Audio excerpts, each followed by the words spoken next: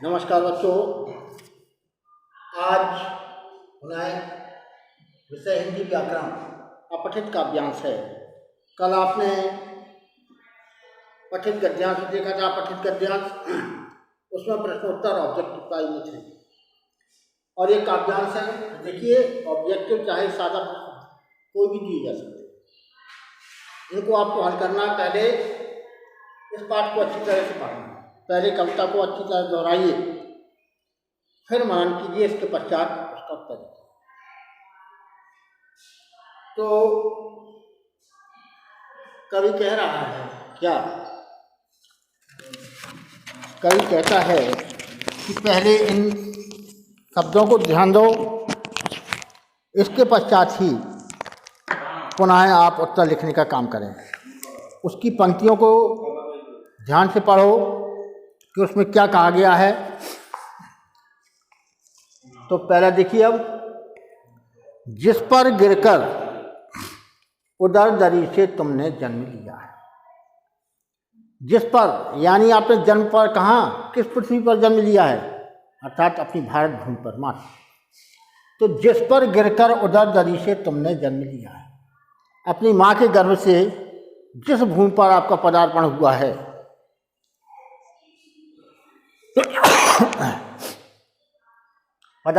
है, उसकी भी कुछ लज्जा आपको रखनी है। अर्थात एक माँ तो वो है जन्म देने वाली, और एक माँ है आपका पालन पोषण करने वाली। दोनों माएँ हैं। जैसे माँ कृष्ण की दोनों माताएं थीं। देवकी ने जन्म दिया था और पालन पोषण यशोदा ने किया था। तो जन्म देने वाली तो ठीक है, जन्म देकर उसने किए, लेकिन जहाँ जिसने आपका पालन पोषण किया उसके प्रति भी हमारे कुछ कर्तव्य है। वो भी माँ के समान पूजनीय है। उसी के बारे में कहा है, जिस पर गिरकर उदर दरी से तुमने जन्म लिया है। आपने जिस भूमि पर माँ के पेट से निकलकर जिस पृथ्वी पर जन्म लिया है, जिसका खाकर अन्न सुधासम नीर समीर पिया। तो जन्म तो आपने जिस भूमि पर ले लिया है, माँ खिलाती पिलाती है, लेकिन कहाँ से? जो मातृभूमि, उससे जिसका खाकर अन्न, अर्थात जो इस पृथ्वी पर पैदा होता है अनाज, जो पृथ्वी माता हमें अनाज देती है। तो अन्न सुधासम नीर पिया, यहाँ का आपने अन्न खाया है और अमृत तुल्य, नीर माने पानी, समीर माने हवा, और अमृत तुल्य पानी और हवा का सेवन किया है। अर्थात जन्म देने वाली माँ जन्म दे दिया, लेकिन जिस पृथ्वी पर आपने जन्म लिया है उसी माता की यानी जन्मभूमि का आपने अन्न खाया है और अमृततुल्य पानी और हवा का सेवन किया है। तो उसके प्रति भी आपका कर्तव्य है। माँ ने तो जन्म दे दिया, लेकिन जिसका अन्न जल वायु ग्रहण करके आप इतने बड़े हुए, उस मातृभूमि के लिए भी हमारा कुछ कर्तव्य है, क्योंकि वो भी हमारी मातृभूमि है, माता के समान पूजनीय है। वह स्नेह की मूर्ति दयामय माता तुल्यमयी, वह स्नेह की मूर्ति, प्रेम की मूर्ति, जो आपका पालन पोषण करती है। छोटे से आपने उसी धूल में लौटते हैं, उसी धूल रजकण से आप बड़े होते हैं, उसी का अन्न जल आप ग्रहण करते हैं, और वो माता के समान तुम्हारी सब सेवा करती है। जैसे माता तुम्हें खिलाती पिलाती है, तुम्हारी रक्षा करती, उसी प्रकार वो भी आपको अपना अन्न देकर, जल देकर, सुंदर हवा देकर आपका पालन पोषण करते हैं और आपके ऊपर दया करती है। तो वह स्नेह की मूर्ति, वह प्रेम की मूर्ति और दयामयी, जो हम पर दया दिखाती है, इतने उपकार करती है कि हमारा पालन पोषण करती है, हमें इसी मिट्टी पर चलना सिखाती है। तो दयामयी माता तुल्यमयी है। मही माने पृथ्वी। इसी प्रकार जैसे माता हमें स्नेह करती है, दया दिखाती है, उसी प्रकार ये पृथ्वी भी माता के समान स्नेह करने वाली और पूजनीय ये हमारी पृथ्वी अर्थात मातृभूमि है। अर्थात हमें मातृभूमि के प्रति भी अपने कर्तव्य को याद रखना है। ये नहीं भूल जाना है कि नहीं हम तो यहाँ बड़े हुए हैं और हमारा कुछ नहीं है भाई। पृथ्वी के प्रति जहाँ हमने जन्म लिया है उसकी रक्षा के लिए तो हमें हमेशा तैयार रहना चाहिए। तो उसके प्रति कर्तव्य तुम्हारा क्या कुछ शेष नहीं। कभी कहता है कि हे नौजवान, जिस पृथ्वी पर आपने जन्म लिया है, जिसका अन्न जल और वायु का सेवन किया है और आप इतने योग और इतने सुदृढ़ बन पाए हो, आज आपका शरीर दिख रहा है, तो जब आप बालक से बना बड़े हो गए तो लड़कों का भी कर्तव्य होता है कि वो अपने माता पिता की सेवा करें। इसीलिए कभी कहता है जैसे हम अपने माता पिता की सेवा करते हैं तो इसी प्रकार वो पूछता है उसके प्रति कर्तव्य तुम्हारा क्या कुछ शेष नहीं। जिसने तुम्हें खिलाया पिलाया इतना बड़ा किया और इसने इसे पाला, क्या उस मातृभूमि के लिए हमारा कुछ कर्तव्य नहीं है? अर्थात अवश्य है, जैसे हम अपनी माता पिता की सेवा करते हैं ऐसे हमें भूमि की रक्षा के लिए तो हमेशा तैयार रहना चाहिए। केवल अपने लिए सोचते मौज भरे गाते हो। कभी कहता है कि कुछ स्वार्थी लोग होते हैं जो अपनी ही मस्ती में मस्त रहते हैं और यहाँ का अन्न जल खाकर मौज होकर मस्ती से गाते रहते हैं। उन्हें अपनी देश की चिंता या मातृभूमि की कोई चिंता नहीं होती। तो पीते खाते सोते जगते हंसते सुख पाते ऐसे लोग जिनका मातृभूमि के प्रति कोई स्नेह नहीं होता, वो इस संसार में हंसते रहते हैं, खाते पीते रहते हैं, मौज उड़ाते हैं, लेकिन अपने वास्तविक कर्तव्य से भटक जाते हैं कि उनका वास्तविक कर्तव्य क्या है। हमें अपनी मातृभूमि के प्रति क्या करना है, उसकी रक्षा भी करना है, लेकिन इतने बड़े होकर भी वो इस कर्तव्य को भूल जाते हैं कि इसी ये मिट्टी में हमने पैदा हुए हैं, इसी का अन्न जल खाकर बड़े हुए हैं, तो इसने माता के समान हमारी पूरी सेवा की है, तो हमारा भी कर्तव्य है। लेकिन कुछ स्वार्थी लोग अपने ही धुन में मस्त रहते हैं, सुख भोगते हैं, यानी खाते पीते सोते जगते हंसते सुख पाते हैं। इस प्रकार हंस खेल कर वो अपना दिन बिता देते हैं, लेकिन उनका वास्तविक कर्तव्य क्या है उसका बोध उन्हें नहीं होता। अर्थात यहाँ का खा पी कर अपनी मातृभूमि के लिए कुछ नहीं करते, बल्कि सुखों को भोगते हुए प्रसन्न रहते हैं। जग से दूर स्वार्थ साधन ही सतत तुम्हारा यश। जग से दूर स्वार्थ साधन ही सतत तुम्हारा यश है। संसार से दूर रहकर अपने स्वार्थ के लिए काम करना ही ऐसे लोग अपना यश समझते हैं कि हमें कोई संसार से मतलब नहीं, ना हमें अपनी मातृभूमि से मतलब है। हमें तो केवल अपने स्वार्थ सिद्ध होने कि हमारा स्वार्थ सिद्ध हो जाए, हम धनी बन जाए, कैसे पैसा आए, इसके लिए प्रयास करते हैं।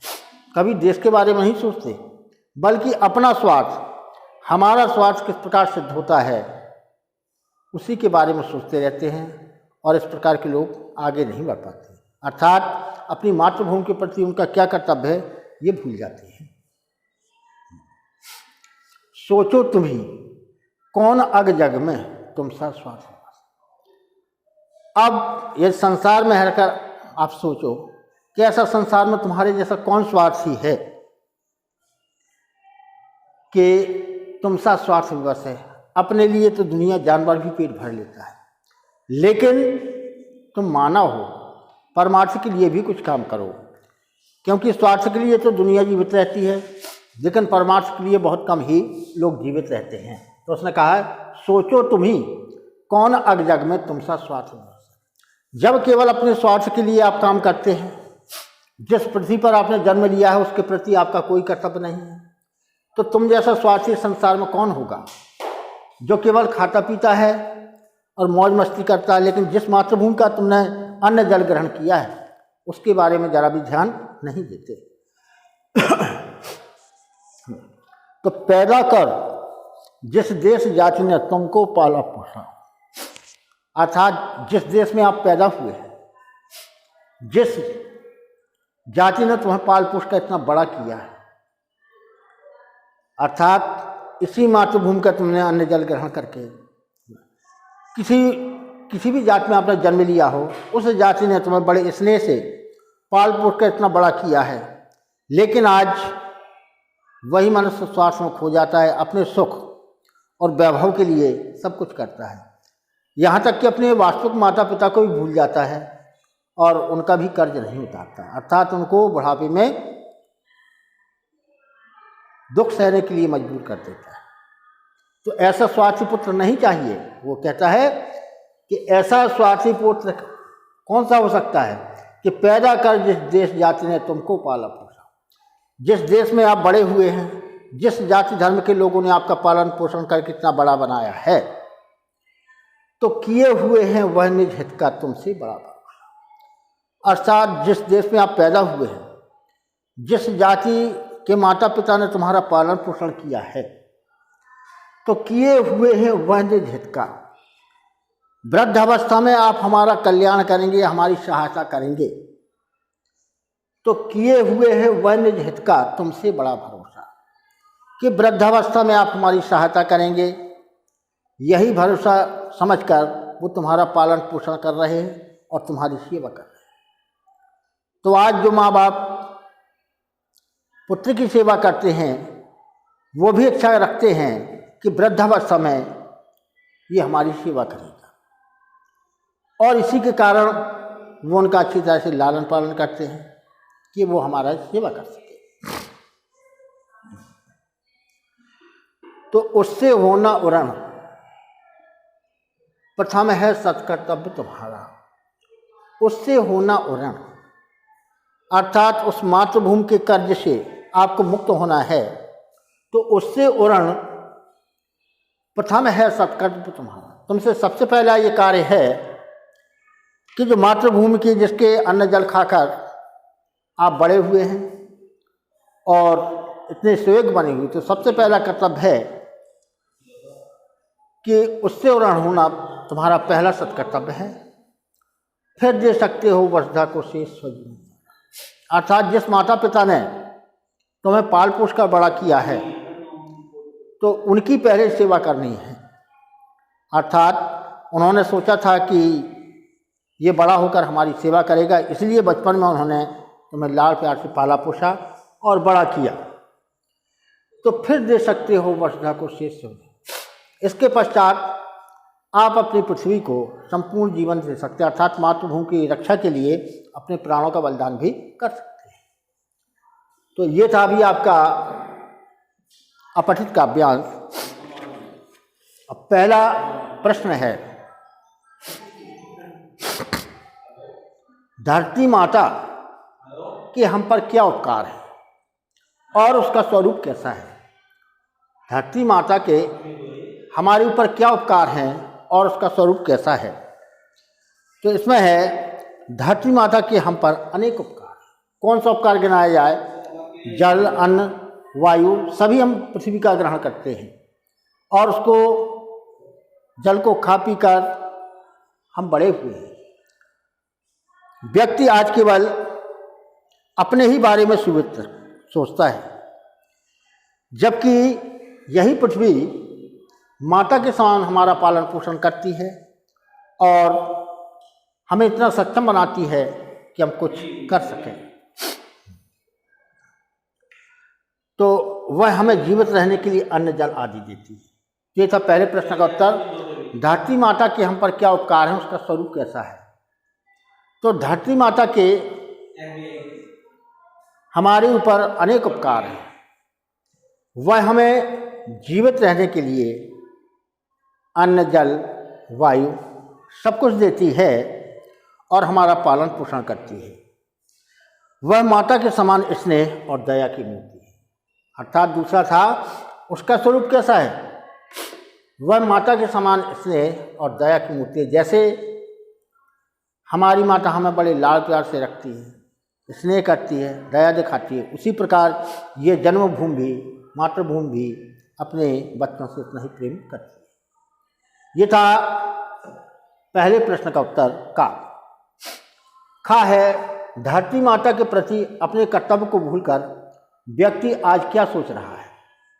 धरती माता के प्रति अपने कर्तव्य को भूलकर व्यक्ति आज क्या सोच रहा है?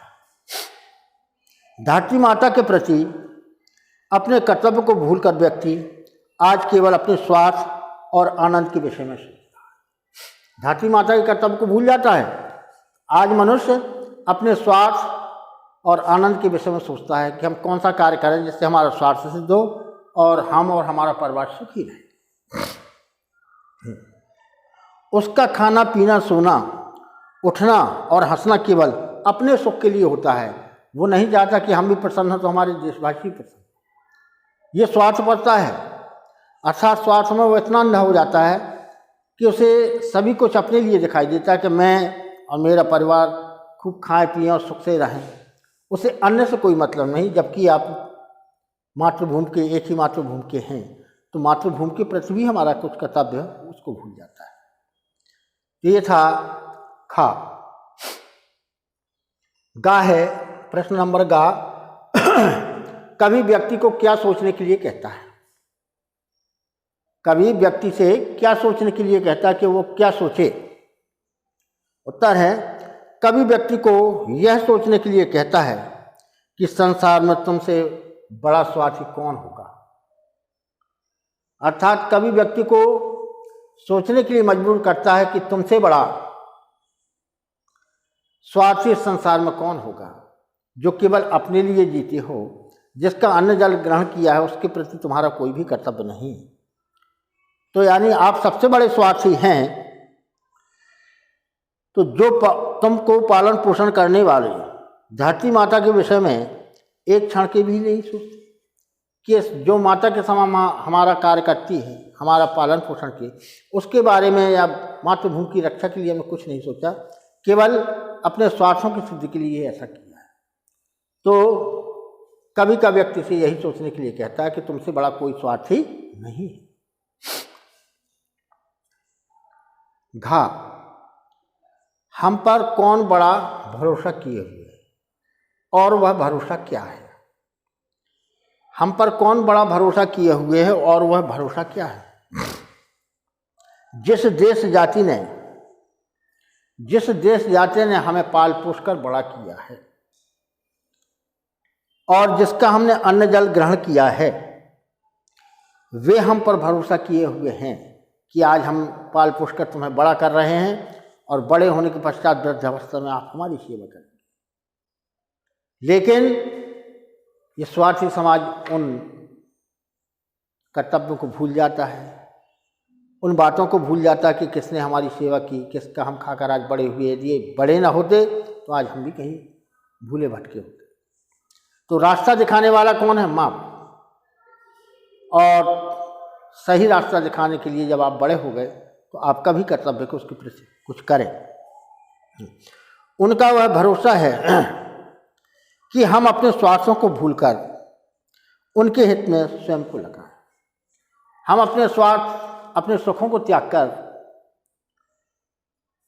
उनके बारे में सोचें। जिस देश और जाति के लोगों ने हमें पाल पोस कर बड़ा किया है, आज वृद्धावस्था में हम उनकी सेवा करें। जो हमसे बन सके, जितनी सेवा बन सके करें, क्योंकि हमें भी ऋण चुकाना है। अर्थात क्या वो आपके कोई नौकर थे जो आपको पाल पोस कर बड़ा करें, आपकी सेवा करें?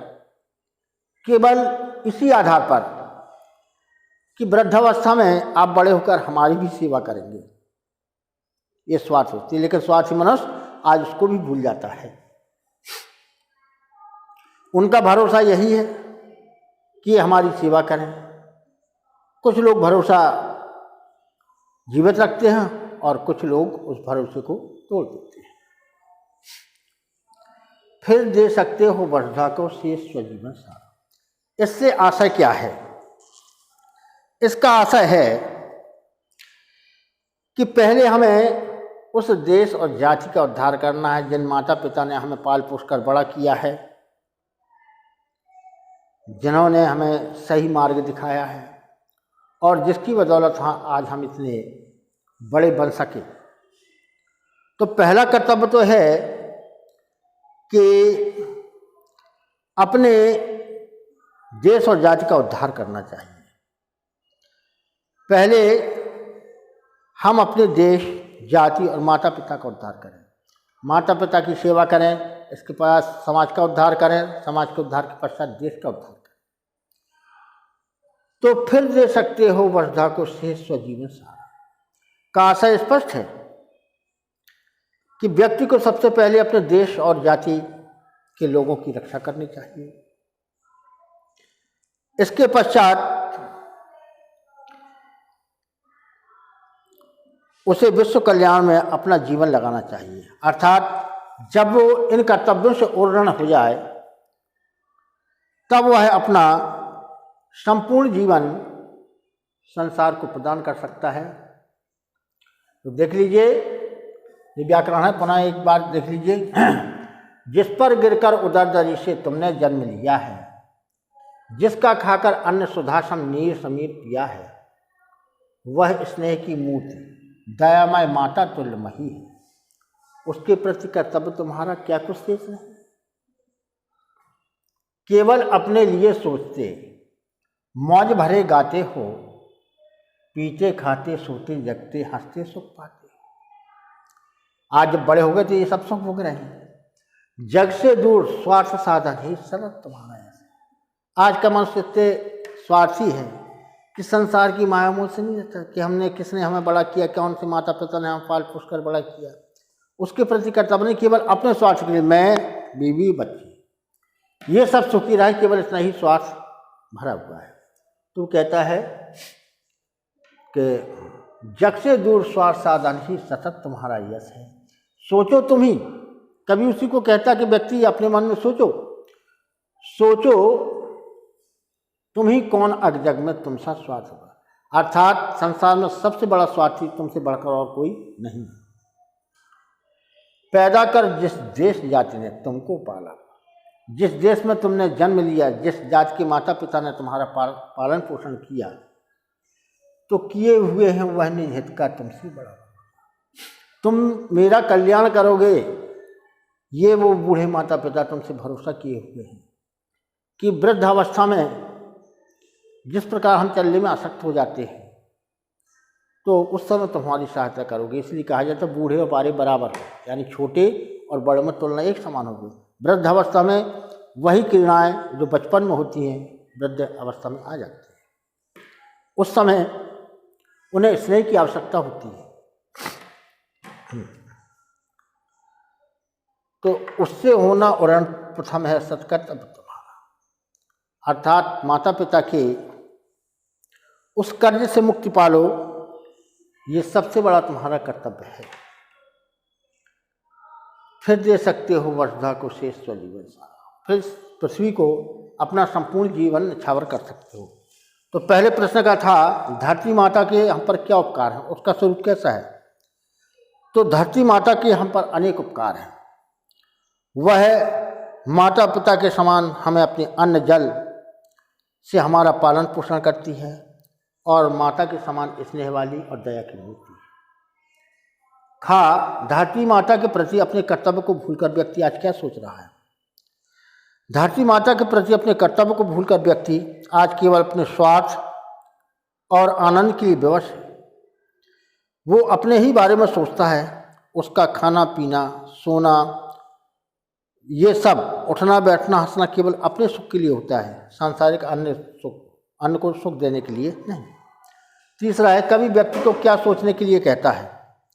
कभी व्यक्ति को सोचने के लिए कहता है कि संसार में तुमसे बड़ा स्वार्थी भला कौन हो सकता है, जो तुम पालन पोषण करने वाली धरती माता के विषय में एक क्षण के लिए भी नहीं सोचती। अर्थात तुम्हारे पास इतना समय नहीं है कि उस मातृभूमि के लिए कुछ क्षण सोच सको। प्रश्न नंबर चौथा, हम पर कौन बड़ा भरोसा किए हुए है और वह भरोसा क्या है। उत्तर है, जिस देश जाति ने हमें पाल पोस कर बड़ा किया है वे हम पर बड़ा भरोसा किए हुए हैं। उनका वह भरोसा यह है कि हम अपने स्वार्थों को भूलकर उनके हित में स्वयं को लगाएं। अर्थात जिन्होंने आपको पालन पोषण किया है, वृद्धावस्था में आप उनकी सेवा करें, यही उनकी आशा बनी रहती है। फिर दे सकते हो वसुधा को शेष स्वजीवन सारा। का आशय स्पष्ट करो। इसका है, फिर दे सकते हो वसुधा को शेष स्वजीवन सारा। कहने का आशय यह है कि व्यक्ति को सबसे पहले अपने देश जाति का उद्धार करना चाहिए, उसके पश्चात ही उसे विश्व कल्याण में अपना जीवन बिता देना चाहिए। तो अब ये अपठित गद्यांश यही समाप्त होता है। पुनः फिर मिलेंगे। धन्यवाद।